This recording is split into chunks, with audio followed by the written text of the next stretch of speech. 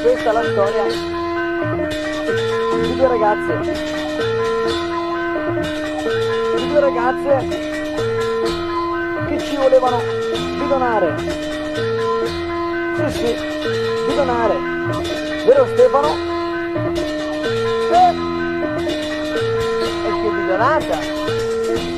Erano due bionde, un po' coraggio, insomma sai, e noi alla loro bidonata e rispondiamo così: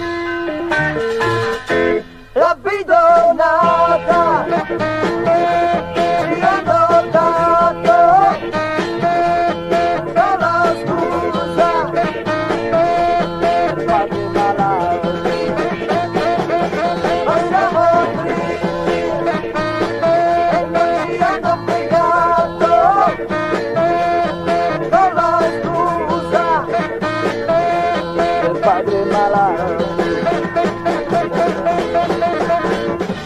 Abbiamo scoperto il loro interessamento, era un trucco per burlarsi di noi.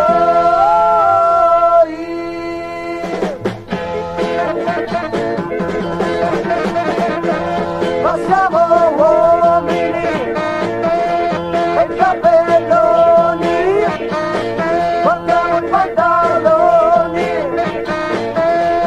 e perciò la la la la.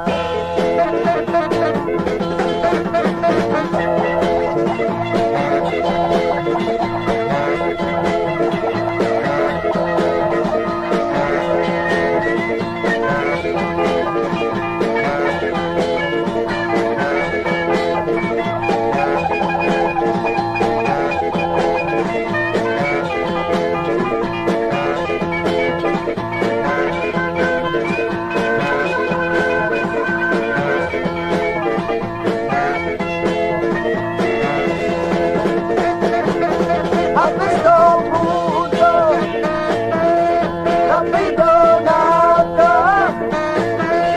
l'avrete capito,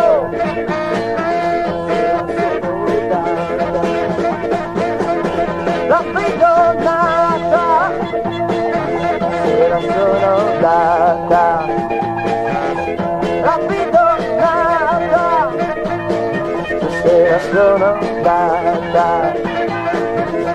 La bidonata era solo